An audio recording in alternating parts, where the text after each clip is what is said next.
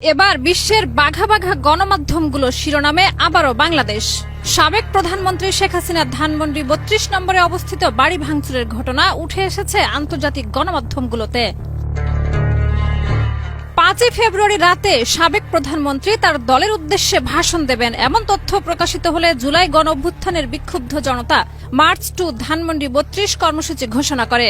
ভাঙতে শুরু করে বাড়ি, এরপর আগুন ধরিয়ে পুড়িয়ে দিয়ে বুলডোজার মেশিন দিয়ে গুড়িয়ে দেওয়া হয়।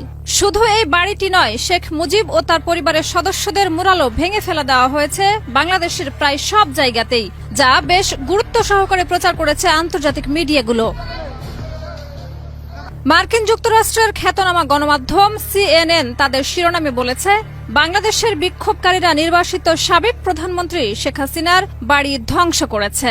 ব্রিটিশ খ্যাতনামা গণমাধ্যম দ্য গার্ডিয়ান তার শিরোনাম করেছে, বাংলাদেশে বিক্ষোভকারীরা স্বাধীনতার প্রতীক প্রাক্তন প্রধানমন্ত্রীর পারিবারিক বাড়ি ধ্বংস করেছে। প্রতিবেদনটিতে আরও বলা হয়েছে, এই বাড়িটি থেকে শেখ হাসিনার বাবা পাকিস্তান ভাঙ্গনের ঘোষণা দিয়েছিলেন। ব্রিটিশ গণমাধ্যম BBC তাদের প্রতিবেদনের শিরোনাম করেছে, বিক্ষোভকারীরা বাংলাদেশের সাবেক প্রধানমন্ত্রীর পরিবারের বাড়িতে আগুন ধরিয়ে দিয়েছে। যুক্তরাজ্য ভিত্তিক খ্যাতনামা গণমাধ্যম রয়টার্স তাদের প্রতিবেদনের শিরোনাম করেছে, বাংলাদেশের প্রধানমন্ত্রী শেখ হাসিনার বাবার বাড়ি উচ্ছেদ করেছে বিক্ষোভকারীরা। তুরস্কের অন্যতম গণমাধ্যম TRT ওয়ার্ল্ড তাদের শিরোনাম করেছে, ভারত থেকে প্রাক্তন প্রধানমন্ত্রী শেখ হাসিনার ভাষণ বাংলাদেশে প্রতিবাদের ঝড় তুলেছে। যুক্তরাষ্ট্রের সংবাদ মাধ্যম AP তাদের শিরোনাম করেছে, বাংলাদেশি বিক্ষোভকারীরা প্রাক্তন প্রধানমন্ত্রী শেখ হাসিনার বাড়িতে ধ্বংসযজ্ঞ চালিয়েছে। তুরস্কের গণমাধ্যম আনাদলু এজেন্সি তাদের প্রতিবেদনের শিরোনামে লিখেছে, ভারত থেকে প্রাক্তন প্রধানমন্ত্রী শেখ হাসিনার লাইভ ভাষণ বাংলাদেশে প্রতিবাদের সূত্রপাত করেছে।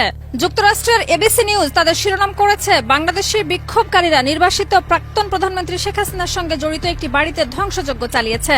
সৌদি আরবের অন্যতম গণমাধ্যম আরব নিউজ তাদের শিরোনাম করেছে, বাংলাদেশি বিক্ষোভকারীরা নির্বাসিত প্রাক্তন প্রধানমন্ত্রী শেখ হাসিনার সঙ্গে যুক্ত একটি বাড়িতে তাণ্ডব ও ধ্বংসযজ্ঞ চালিয়েছে।